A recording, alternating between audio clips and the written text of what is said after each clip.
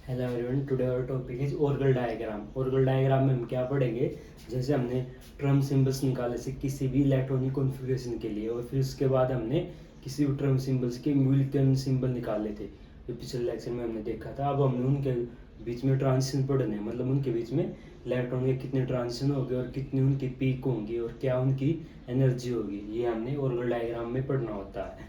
Orgel diagram में किस किस के लिए होता है, एक तो हाई स्पिन कॉम्प्लेक्स होना चाहिए। हाई स्पिन कॉम्प्लेक्स मतलब जो आपने पढ़ा हुआ है, अगर जैसे डी4 है तो मतलब ये होना चाहिए कि तीन तीन नीचे और एक ऊपर। ये ना हो कि भाई ये हाई स्पिन है, अगर ये नीचे आ जाएगा तो ये होगा लो स्पिन, अगर ये ऊपर आ गया तो ये होगा हाई स्पिन। मतलब हाई स्पिन कॉम्प्लेक्स होना चाहिए। हाई स्पिन कॉम्प्लेक्स के लिए हम ऑर्गल डायग्राम को पढ़ सकते हैं।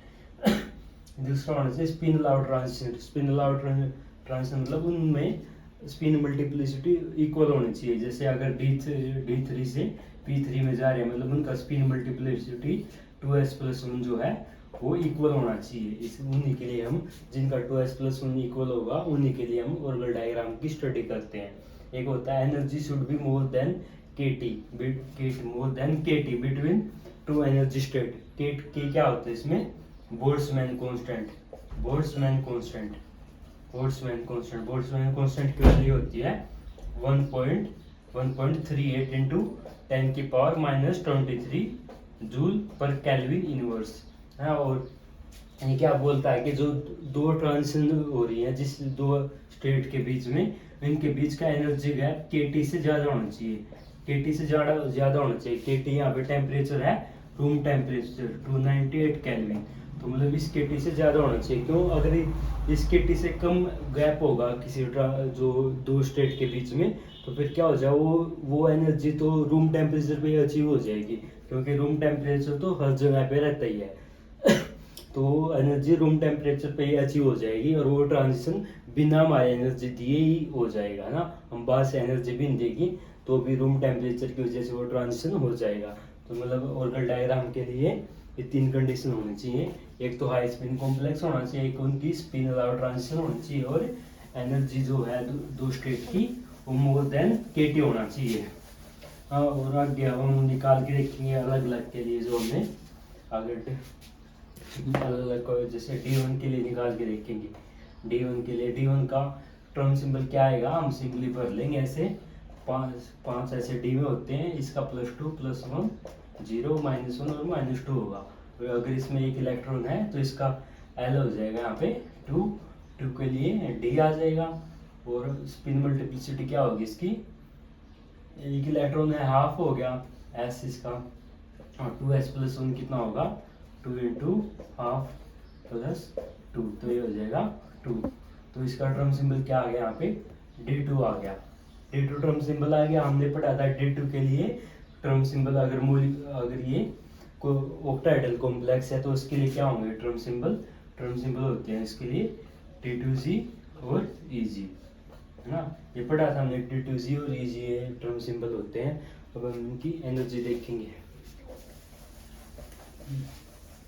तो हमने क्या हो गया, ये D2 था, D2, और ये ब्रेक हो गया दो एनर्जी लेवल्स में।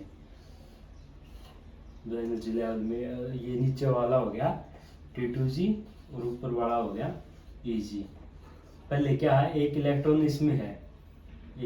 इसमें है तो इसकी नीचे एनर्जी कितनी होती है, नीचे होती है 0.4 -0.4, और ऊपरी वाली ये एनर्जी होती है 0.6।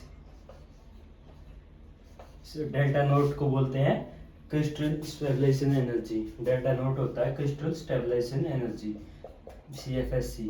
और इसको हम एक और फॉर्म में लिख सकते हैं, यहाँ delta naught is equal to 10 D क्या होता है, differential of quanta. Differential of quanta.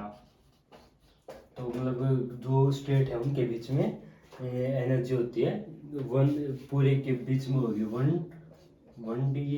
1 CFSC, और नीचे वाले जो T2G के बीच नीचे एनर्जी होती है -0.4, और ये होती है 0.6। तो इसमें क्या है, एक T2G में एक इलेक्ट्रॉन है तो इसकी एनर्जी कितनी होगी स्टेट की, 1 इंटू -0.4, तो इसकी एनर्जी होगी 0.4 जो ये स्टेट बनी हमारी, फिर क्या होगा, ये इलेक्ट्रॉन की ट्रांजिशन होगी, ये ऊपर वाले में चला जाएगा Eg वाले में। तो फिर क्या होगा, ये T2G से Eg में आ गया है ना। अब Eg में क्या है, Eg में ऊपर एनर्जी होती है 0.6, तो इस जो स्टेट की एनर्जी हो जाएगी 1 × 0.6 हो जाएगी, तो ये होगी 0.6 डेल्टा नोट। तो मतलब क्या होगा, ये दो स्टेट बन गई, तो मतलब इसकी जो T2G वाली है इसकी एनर्जी है -0.4 और Eg वाली है इसकी एनर्जी है 0.6 डेल्टा नोट। ऐसे करके हमने इलेक्ट्रॉन के ट्रांजिशन करके दोनों स्टेट में एनर्जी निकाल लेनी है पहले, और फिर जो कम एनर्जी है कौन स्टेट की है, T2G वाले की, फिर हमने इसको नीचे लिख के फिर उसको Eg वाले में उसका ट्रांजिशन करके दिखाना। तो D1 D2 में क्या होगा, D2 में क्या होगा, मतलब दो स्टेट बन जाएंगे। अगर ऐसे D2 के देखें, अगर ग्राफ में बना के देखें तो ऐसे दो स्टेट बनेंगे, ये होगी T2G और ये होगी Eg। ये इनका बीच का सेंटर हो गया, और ये इनके मतलब एक्स यहाँ कहाँ से कहाँ होगा, ये एक ट्रांजिशन होगा, मतलब T2G से Eg तक एक ट्रांजिशन होगा, मतलब D1 में एक ही ट्रांजिशन पॉसिबल होगा। ठीक है, तो मतलब ऐसे हमने ये देख लिया कि भाई इसमें D1 में एक ट्रांजिशन पॉसिबल होगा जो T2G से Eg तक होगा। और फिर हम इसका ग्राफ प्लॉट करते हैं,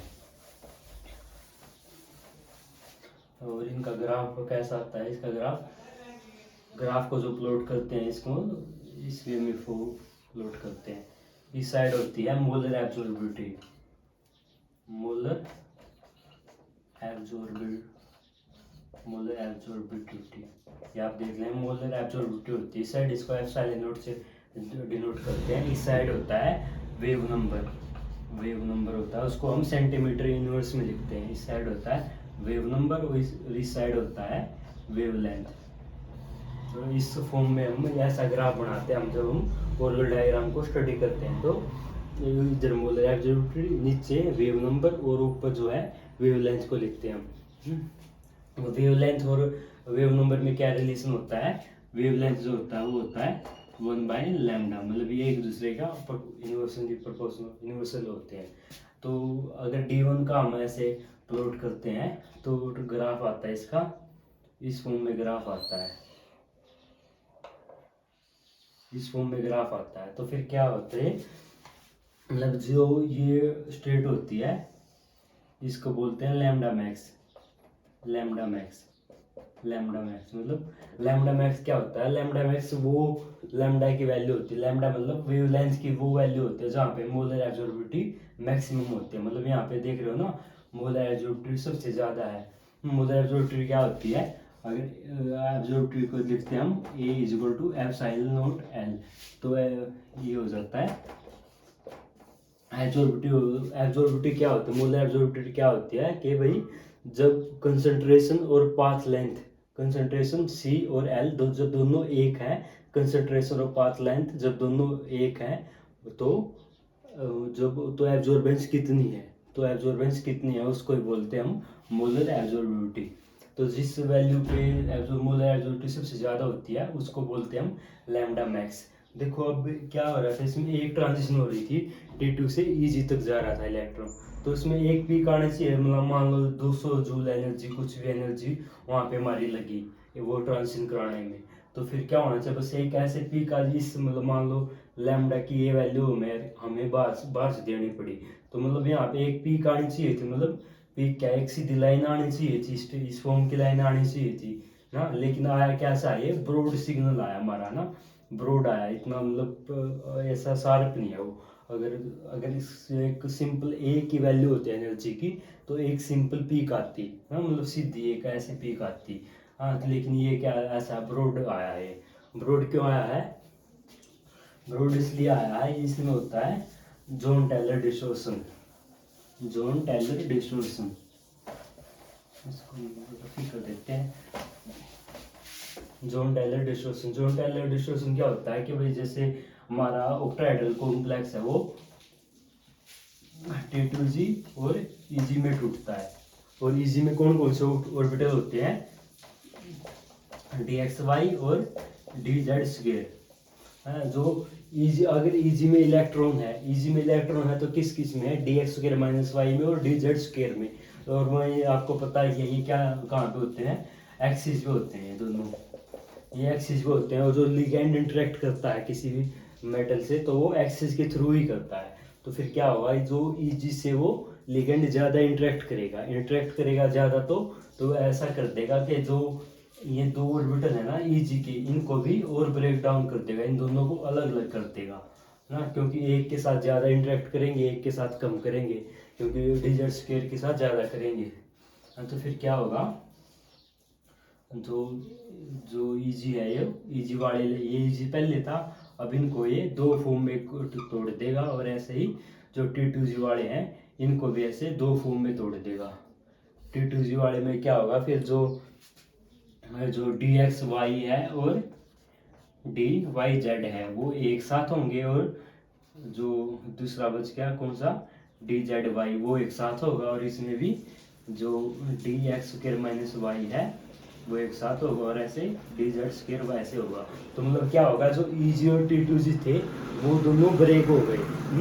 पहले तो क्या हो रहा है, ट्रांजिशन यहाँ से यहाँ पे हो रहा था, तो एक पीक आनी चाहिए थी, लेकिन अब क्या होगा, ये एनर्जी लेवल इतने में ब्रेक डाउन हो गए, मतलब 4 एनर्जी लेवल बन गए। तो फिर क्या होगा, इसका इससे ट्रांजिशन होगा, इसका इसके साथ ट्रांजिशन होगा ना, और इसका इसके साथ ट्रांजिशन होगा, है ना, इसका इसके साथ ट्रांजिशन होगा। तो मतलब कई एनर्जी लेवल बन गए, है ना। एक तो मान लो यहाँ से यहाँ जाने में, यहाँ से मान लो किसी भी यहाँ से यहाँ जाने में एक एनर्जी लग रही थी, अब अपने इसको एक और ट्रांजिशन होने लगी जिसकी एनर्जी से थोड़ी सी ज़्यादा है, तो फिर उसकी एनर्जी मान लो ई प्लस होने लग रही है, तो फिर और एक और की, और जो इसकी इससे ज़्यादा है, तो फिर क्या हो जाएगा, एक पीक आने की बजाय तो वो होगा यहाँ पे भी एनर्जी, मतलब ये पीक भी एनर्जी क्यों लग रही है, और अगली वाली पीक भी, यहाँ पे भी एक पीक आ रही है, आगे भी पीक आ रही है। तो फिर ऐसा हो जाएगा कि एक ब्रॉड पीक बन जाएगी, मतलब एक चौड़ी पीक बन जाएगी, है ना, समझ रहे हो। मतलब ऐसे क्या होगा, ये ट्रांजिशन, मतलब ज़्यादा ट्रांजिशन इंक्रीज होगी, तो transition, number of transition increase हो गए, तो फिर एनर्जी जो है वो कई वेरिएबल एनर्जी के जो हमें बाहर से देने पड़ेंगे। तो फिर ऐसा होगा कि भाई एक पूरी कंटिन्यूटी में एनर्जी हमें एब्जॉर्ब होती हुई दिखेगी, तो फिर उसकी वजह से क्या होगा, खाली जो एक पीक आनी थी उसकी वजह से कई ऐसे ब्रॉड पीक दिखेगा हमें, समझ रहे हो। तो फिर ऐसे एक ब्रॉड पीक दिखाई देता हमें डी डी वन वाले ट्रांजिशन में। और जो जोन टेलर डिस्टॉर्शन की वजह से जो ऑक्टाइड, जो ये ऑर्बिटल ब्रेक डाउन होते हैं, ये मोस्टली ज़्यादा तो जो ईजी वाले हैं वो ब्रेक डाउन होते हैं, उनके बीच में एनर्जी गैप ज़्यादा होता है। हाँ, लेकिन जो टी टू जी वाले हैं वो इतना ब्रेक, उनके बीच में जो ब्रेक एनर्जी होती है वो कम होती है, क्योंकि उनके वो जो टी टू जी वाले ऑर्बिटल हैं वो इतना डायरेक्ट कॉन्टैक्ट में नहीं है लिगेंड के ना। तो फिर वो क्या हो गया, ऑर्बिटल डायग्राम में हमने देख लिया कि जो एक पीक ऐसे इस टाइप का आता है, एक ब्रॉड पीक आता है और ऐसा होता है। फिर जो ये चीज होती है ना, ये इसको बोलते हैं शोल्डर। एक तो ये तो पीक आ गई, ब्रॉड पीक आ गई, और इसको एक ऐसा पीक होगा, मतलब इस टाइप का ना, जैसे ऊपर से आ रहे हैं और ऐसे बढ़ के ऐसे, मतलब इस टाइप का जो ये दिख रहा है, इसको बोलते हैं हम शोल्डर। शोल्डर, इसको हम शोल्डर बोलते हैं। ये भी किसकी वजह से होता है, जोन टेलर डिस्टॉर्शन की वजह से होता है। शोल्डर मतलब जिस इसकी शेप ऐसी होती है जैसे हमारे यहाँ शोल्डर की शेप होती है, इसलिए इसको हम शोल्डर बोल देते हैं। ये भी जोन टेलर डिस्टॉर्शन की वजह से, क्यों, मतलब इसमें क्या हो गया, एक पीक तो यहाँ पे थी और एक और पीक बन गई ये वाली, है ना। एक पीक तो ये थी, एक पीक ये वाली बन गई। ये पीक कौन सी बनी, मतलब उनमें से ये जो ट्रांजिशन हो रहा था वही होगी ना। जो ईजी था, ईजी दो में टूट जाता है, और टी टू जी भी टूटता है, लेकिन टी टू जी इतना नहीं टूटता, क्योंकि टी टू जी वाले इलेक्ट्रॉन जो है वो इतना मतलब डायरेक्ट कॉन्टैक्ट में नहीं होते, तो ईजी वाला दो में टूट जाता है। तो फिर जो दो ट्रांजिशन होते हैं ये, मतलब ये ज़्यादा अलग अलग दिखते हैं, समझ रहे हो। जो जो ये मतलब ब्रॉड पीक आ रही थी, ये तो इसकी वजह से आ रहा था कि टी टू जी वाले भी टूट रहे हैं, लेकिन जो ईजी वाला ज़्यादा टूटता है। टी टू जी वाले की एनर्जी गैप इतना नहीं होता जो जितना ईजी वाले में होता है। तो फिर क्या होगा, ऐसे दो पीक दिखेंगे ऐसे, ये, तो फिर ये एक पीक ये वाली और एक पीक ये वाली, मतलब ऐसे एक शोल्डर टाइप शेप बन जाएगी। ये भी किसकी वजह से बनती है, ये जोन टेलर डिस्टॉर्शन की वजह से बनती है। ठीक है, अब हमने क्या पढ़ लिया इसमें, हमने पढ़ा कि अगर D1 है तो उसमें ऑर्डर डायग्राम किस टाइप का होगा। D1 ऑक्टाहेड्रल में पढ़ा हमने, D1 ऑक्टाहेड्रल में। अगर D1 अगर टेट्राहेड्रल में पढ़ेंगे, टेट्राहेड्रल में क्या होता है, टेट्राहेड्रल में हम E को नीचे लिखते हैं और T2 को ऊपर लिखते हैं। बस एक चीज़ नहीं लिखते, क्या उसमें G नहीं लिखते हम। G क्यों नहीं लिखते, क्योंकि टेट्राहेड्रल में सेंटर ऑफ ग्रेविटी नहीं होती है ना, सेंटर ऑफ ग्रेविटी नहीं होती और ऑक्टाहेड्रल में होती है, तो इसकी वजह से हम जो लिखते हैं। जो टेट्राहेड्रल में क्या हो जाएगा, टेट्राहेड्रल में इसका उल्टा हो जाएगा। बस टेट्राहेड्रल में क्या होगा, नीचे E होगा और ऊपर T2 होगा, और सबसे पहले इलेक्ट्रॉन किस में भरा जाएगा, E में भरा जाएगा, और फिर उसके बाद इलेक्ट्रॉन का ट्रांजिशन होगा, फिर क्या होगा, ये T2 में चला जाएगा और E खाली हो जाएगा। इसकी एनर्जी कितनी होगी, नीचे होगी -0.4 डेल्टा नोट ना, क्योंकि इसमें उल्टा हो जाता है, डेल्टा नोट नहीं डेल्टा T होगी, क्योंकि ये टेट्राहेड्रल है ना। और इस केस में एनर्जी कितनी हो जाएगी, ऊपर T2 है तो इसकी हो जाएगी 0.4 डेल्टा T नोट। हाँ, इस केस में क्या है, जो एनर्जी E वाले की है वो एनर्जी कम होगी ना, तो फिर ये ट्रांजिशन होगी, वो किससे होगा, उसमें नीचे तो E आएगा और ऊपर T2 आएगा, जैसे ये है, नीचे E होगा और ऊपर T2 होगा, और इसमें भी एक ही पीक में मिलेगी ऐसे ना, इसमें एक ही पीक मिलेगी और E से T2 तक जाएगा। तो फिर क्या होगा, ये ऑक्टाहेड्रल का बिल्कुल उल्टा हो गया। D1 ऑक्टाहेड्रल जो है, और D1 ऑक्टाहेड्रल और D1 टेट्राहेड्रल में दोनों एक दूसरे के उल्टे होंगे। ठीक है, और आगे हम देखते हैं D9 वाला। D9 के केस में क्या होगा, D9 के केस में क्या होगा, जो ऐसे हम इलेक्ट्रॉन को फिल करेंगे। D9 ऑक्टाहेड्रल है, पहले ये ऑक्टाहेड्रल में क्या होगा, नीचे T2G होगा, T2G में T2G में ऐसे इलेक्ट्रॉन फिल कर देंगे हम, इस टाइप से इलेक्ट्रॉन फिल होंगे ना, इस टाइप से इलेक्ट्रॉन जो है फिल हो जाएंगे इसमें, और ऊपर ये Eg में T2G और Eg। देखो इसमें एनर्जी कितनी होगी, इस स्टेट की जो एनर्जी होगी, इसकी एनर्जी होगी, ये नीचे तो है, नीचे मान लो इस वाले की होती है 0.4 होती है नीचे वाले की, और ऊपर वाले की 0.6 होती है।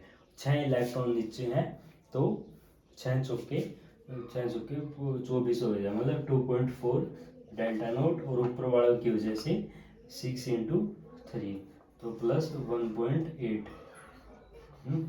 तो इसकी एनर्जी कितनी बच गई यहाँ पे, 0.6 डेल्टा नोट बच गई, 0.6 डेल्टा नोट बच गई। कौन सी बढ़ेगी, इसमें जब Eg जो है, Eg जब इसमें हाफ फील्ड है, मतलब Eg पूरा फील्ड नहीं है ना, तो इसकी एनर्जी हो जाएगी 0.6 -0.6 होगी। इस एनर्जी जो ये वाली स्टेट है, इसकी एनर्जी जो होगी 6 होगी। देखो इसमें जो हम लिखते हैं T2G और Eg, ये सिंपली वो नहीं है कि जो ऑक्टाहेड्रल में हम तोड़ के लिख देते हैं, T2G में टूट गया और Eg में टूट गया। इसमें हम डिजेनरेसी देखते हैं, अगर ट्रिपली डिजेनरेट होता तो मतलब अगर मान लो यहाँ पे एक इलेक्ट्रॉन था पिछले केस में, तो वो क्या था, यहाँ पे आ सकता था, यहाँ पे आ सकता था, मतलब वो ट्रिपली डिजेनरेट था, तो उसकी जगह हमने लिख दिया था T2G, क्योंकि एक इलेक्ट्रॉन था वो 3 जगह पे जा सकता था। फिर वो इलेक्ट्रॉन Eg में गया था, तो फिर Eg में वो क्या था, 2 जगह पे जा सकता था, यहाँ पे और यहाँ पे, मतलब 2 ऑर्बिटल थे Eg में, तो वो डबल डिजेनरेट था ना। तो डबल डिजेनरेट के लिए हम लिखते हैं Eg लिखते हैं ना, ट्रिपल डिजेनरेट के लिए लिखते हैं T2G, डबल डिजेनरेट के लिए लिखते हैं हम Eg, और जो सिंगली डिजेनरेट होता है उसके लिए हम लिखते हैं Ag लिखते हैं ना। तो फिर इस केस में क्या है, इस पूरी स्टेट की एनर्जी कितनी आई है, 0.6 आई है, लेकिन जो हाफ फील्ड है ऑर्बिटल यहाँ पे Eg वाला है ना, तो Eg मतलब ये जो स्टेट बन रही है वो डबल डिजेनरेट बन रही है, समझ रहे हो, डबल डिजेनरेट स्टेट बन रही है, तो मतलब इस जो Eg वाले की एनर्जी कम होगी यहाँ पे। तो ये पूरी स्टेट कौन सी है, Eg स्टेट है, क्योंकि यहाँ पे ये इलेक्ट्रॉन तो इधर से उधर जा नहीं सकते क्योंकि पूरा फील्ड है। जो सा हाफ फील्ड है उसकी डिजनेसी देखनी हमने, क्योंकि यहाँ पे तो ये इलेक्ट्रॉन एक बार यहाँ पे आ सकता है, फिर ये खाली हो जाएगा, तो जो स्टेट बन रही है यहाँ पे ये डबल डिजनेट बन रही है ना। तो फिर क्या अगले केस में क्या होगा, यहाँ से एक इलेक्ट्रॉन हमने ऊपर भेज दिया ना, यहाँ से एक इलेक्ट्रॉन हमने ऊपर भेज दिया, तो फिर क्या होगा यहाँ पे, तो यहाँ पे एक इलेक्ट्रॉन की कमी हो जाएगी और ऊपर क्या चारों इलेक्ट्रॉन फिल हो जाएंगे। अब देखो यहाँ पे कैसे स्टेट बनी। अब मान लो ये एक इलेक्ट्रॉन यहाँ पे हाफ फील्ड मतलब अनपेयर्ड है, तो हो सकता है ये वाला अनपेयर्ड हो बीच वाले ऑर्बिटल में हो, या ये पहले वाले ऑर्बिटल में अनफील्ड हो, तो ये एक ट्रिपल डिजेनरेट स्टेट बने ना। मतलब ये जो ये सॉरी जो लोन पेयर बन रहा है ये 3 जगह पे बन सकता है, तो ये ट्रिपल डिजेनरेट स्टेट बने, तो इसको हम बोलेंगे T2G। इस पूरी स्टेट को हम बोलेंगे T2G। तो पहले वाला केस था उसमें क्या था, जो हमारी स्टेट हमने लिख रखी थी वही जो पूरी जो स्टेट बन रही थी उसको लिख रहे थे हम, जैसे T2G को लिख रहे थे। जब T2G में इलेक्ट्रॉन था तो हम T2G लिख रहे थे, जब EG में गया तो हमने EG लिखा था D1 के केस में। लेकिन इस केस में क्या है, जब EG जो सा खाली है उसको लिखेंगे हम, जो यहाँ पे खाली है तो इसको ये डबल डिजेनरेट स्टेट बनी, और जब ये नीचे वाला खाली हो गया तो ये ट्रिपल डिजेनरेट स्टेट बनी। इसकी एनर्जी कितनी होगी, इसमें क्या 5 इलेक्ट्रॉन है नीचे, 5 चौका 0.4 होती है ना, 5 माइनस 0.4 होती है, तो इसकी एनर्जी कितनी होगी -2.0 डेल्टा नोट, 5 चौके 2 हो गया ना, 5 × 0.4। और ऊपर वाले की एनर्जी कितनी होगी यहाँ पे होती है 0.6 होती है ना एक की, तो 4 की कितनी होगी 2.4 डेल्टा नोट। अब इन दोनों को जोड़ के देखेंगे हम इसको और इसको, जो टोटल एनर्जी बची कितनी बची वो प्लस का 0.4 डेल्टा नोट, प्लस का 0.4 डेल्टा नोट बची है ना। तो मतलब जो हमारी डबल डिजेनरेट स्टेट आ रही थी ये थी डबल डिजेनरेट, इसकी एनर्जी थी -0.6, और जो ट्रिपल डिजेनरेट स्टेट बनी है जो T2G स्टेट बनी हमारी उसकी एनर्जी कितनी आई है माइनस प्लस आई है 0.4 डेल्टा नोट। तो मतलब एनर्जी कौन सी की कम है, जो EG वाली जो हमारी स्टेट बनी है उसकी एनर्जी कम है, और फिर एक जो T2G वाली है उसकी एनर्जी ज़्यादा है। तो फिर क्या होगा, जो ट्रांजिशन होगा वो कहाँ से होगा, तो नीचे हम कौन सी स्टेट लिखेंगे जिसकी एनर्जी कम होगी, मतलब कम कौन से की है, EG वाले की एनर्जी कम है ना। EG वाले की एनर्जी कम है, कितनी है इसकी कितना आई थी 0.6 आई थी ना, -0.6 डेल्टा नोट। और ऊपर वाला जो हमारा स्टेट है वो है T2G, इसकी एनर्जी कितनी है, इसकी है 0.4 डेल्टा नोट। तो ये वाली स्टेट बनी हमारी। अब देखो यहाँ ट्रांजिशन कहाँ से होगी, EG से T2G में होगी, समझो EG से T2G में ट्रांजिशन होगी। लेकिन क्या है, जो EG में तो पहले से इलेक्ट्रॉन पूरे फील्ड नहीं है, समझ रहे हो कैसे है। T2G में तो 6 इलेक्ट्रॉन है, T2G जो ऑर्बिटल थी T2G में 6 इलेक्ट्रॉन है, लेकिन EG में क्या है 3 इलेक्ट्रॉन है। तो ये तो दिखा रहा है कि EG से एक इलेक्ट्रॉन T2G में जा रहा है, लेकिन ऐसा तो नहीं हो रहा। इसमें इलेक्ट्रॉन देख के तो कहाँ से जा रहा है, T2G से EG में जा रहा है। लेकिन अगर इसमें देखेंगे तो क्या होना चाहिए, EG से T2G में जा रहा है। तो फिर इसमें क्या होता है कि जो ट्रांजिशन होती है वो इलेक्ट्रॉन की नहीं होती, ट्रांजिशन होती है होल की ट्रांजिशन होती है। होल की मतलब जैसे इस EG में 2 इलेक्ट्रॉन थे, EG में जैसे 3 इलेक्ट्रॉन है, तो इसके साथ तो ये भरा हुआ है, लेकिन ये इसके साथ जो दूसरा इलेक्ट्रॉन आना चाहिए था वो खाली है, इसमें जो स्पेस खाली है, इस तो स्पेस खाली है, तो इस खाली स्पेस को बोलेंगे हम होल बोलेंगे, क्योंकि इस ऑर्बिटल में एक ऑर्बिटल में तो 2 इलेक्ट्रॉन है, लेकिन इस ऑर्बिटल में एक इलेक्ट्रॉन है, तो उसको हम बोलेंगे होल। तो फिर क्या बोलेंगे, जो होल है होल का ट्रांजिशन हो रहा है EG से T2G तक, समझ में आया। इसमें होल बन रहा है, होल का ट्रांजिशन हो रहा है EG से T2G तक। ये नहीं बोल देंगे कि इलेक्ट्रॉन का ट्रांजिशन हो रहा है EG से T2G तक, तो ये बोलेंगे कि होल का ट्रांजिशन हो रहा है। होल का ट्रांजिशन होने के लिए, होल बनने के लिए कंडीशन क्या क्या होना चाहिए, एक तो ये होना चाहिए कि भी T2G जो है सिमेट्रिकली फील्ड होना चाहिए, T2G should be symmetrically filled. Symmetrically filled मतलब सिमेट्रिकल फील्ड मतलब या तो पूरा फील्ड होना चाहिए, जैसे यहाँ पे है पूरा फील्ड है T2G, और एक क्या होना चाहिए, मान लो ये हाफ फील्ड है, तो भी जो ये था होल बन जाता। तो भी होल की ट्रांजिशन होती है अगर ये T2G हाफ फील्ड होता। मतलब अगर मान लो D4 है, D4 में क्या होगा, तो D4 में 3 तो नीचे होंगे D4 हाई स्पिन में, और एक ऊपर होगा। तो इस केस में भी क्या है कि जो T2G है वो सिमेट्रिकली हाफ फील्ड है, इस केस में भी होल बन सकता है ना। तो फिर क्या होता है, D9 के केस में होल का ट्रांजिशन होता है EG से T2G तक। तो फिर इसमें भी EG से T2G तक होता है और एक ही ट्रांजिशन होता है, तो इसका भी एक ही पीक बनेगी। समझ में आया। तो फिर क्या इसमें आपको याद रखना है कि D9 में होल का ट्रांजिशन होता है, क्योंकि जो हमने एनर्जी निकाली थी, जो डबल डिजनरेट स्टेट आ रही थी उसकी एनर्जी कम थी, और जो ट्रिपल डिजनरेट स्टेट बन रही थी उसकी एनर्जी ज़्यादा थी। तो उस केस में जो हमें EG से T2G तक ट्रांजिशन हो रहा है, तो क्या ऐसा होगा, तो फिर जब हम उनकी पीक देखेंगे तो इसमें एक सिंगल पीक ही बनेगी ना, तो इस टाइप की पीक ही बनेगी, थोड़ा ब्रॉड पीक बनेगी। तो ऐसे बने। और सिंपली अगर हम ऑक्ट्राहेड्रल का देखें, D9 टेट्राहेड्रल का, D9 टेट्राहेड्रल, जो ऑक्टाहेड्रल और टेट्राहेड्रल वो बिल्कुल एक दूसरे के इन्वर्स हो जाएंगे। तो टेट्राहेड्रल में क्या होगा, टेट्राहेड्रल में T2 नीचे आएगा और E ऊपर आएगा, और फिर उनमें भी ऐसे ट्रांजिशन होगा। तो T2 से E तक ट्रांजिशन होगा, क्योंकि इसमें ऑक्टाहेड्रल है तो हम G नहीं लगाएंगे, तो अगर ऐसे लिख करके देखोगे तो नीचे टेट्राहेड्रल में क्या होता है, नीचे E आता है ना, नीचे E आता है और ऊपर T2 आता है ना। और इसमें क्या होगा, तो 4 इलेक्ट्रॉन यहाँ पे भरे गए, और 4 और 2।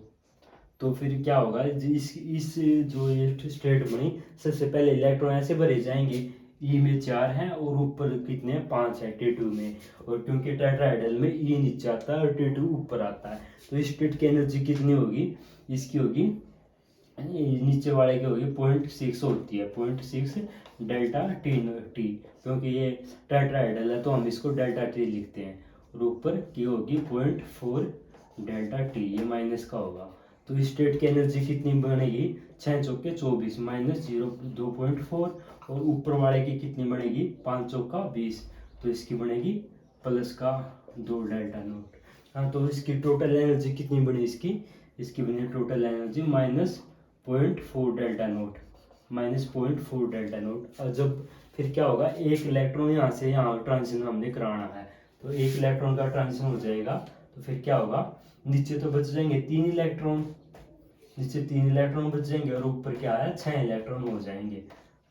6 इलेक्ट्रॉन हो जाएंगे, तो फिर इनका इस ऊपर वाले की एनर्जी कितनी होगी, इसकी हो जाएगी 2.4 डेल्टा नोट टी, और नीचे वाले की एनर्जी कितनी बच जाएगी, -1.8 डेल्टा नोट टी, क्योंकि एक की होती है 0.6 होती है और 3 इलेक्ट्रॉन है, तो इसकी 1.8 बच जाएगी।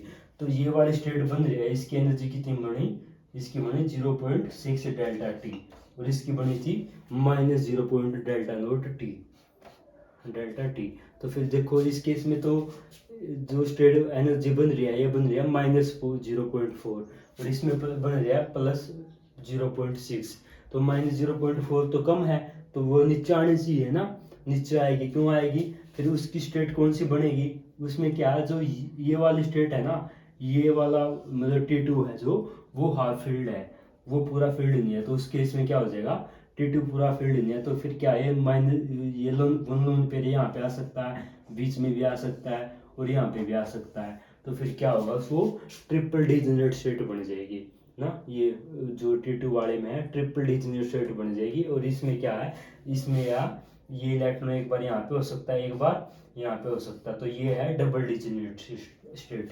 जो ट्रिपल डिजेनरेट स्टेट है उसकी एनर्जी कम है ना, और जो डबल डिजेनरेट स्टेट है उसकी एनर्जी ज़्यादा है। तो ये ऐसे ही हमने लिखा, जो पहले नीचे लिख दी ट्रिपल डिजेनरेट, ऊपर लिख दी ई। ऊपर लिख दी ई, डबल डिजिनेट स्टेट, है ना। तो फिर क्या होगा, ट्रांजिशन होगी T2 से ई में। इसमें भी ट्रांजिशन कैसे होगी, इसमें देखो, इसमें जो ट्रांजिशन हो रहा है कहाँ से हो रहा है, T2 से EG तक हो रहा है। इस केस में भी क्या है, जो एक होल का ट्रांजिशन ही हो रहा है ना। तो ठीक है, अब हमने D1 ऑक्टाहेड्रल देख लिया, और D1 टेट्राहेड्रल देख लिया, और D9 देख लिए दोनों हमने, D9 टेट्राहेड्रल और D1 ऑक्टाहेड्रल, ये देखा हमने। और अगला हम अगले लेक्चर में कंटिन्यू करेंगे।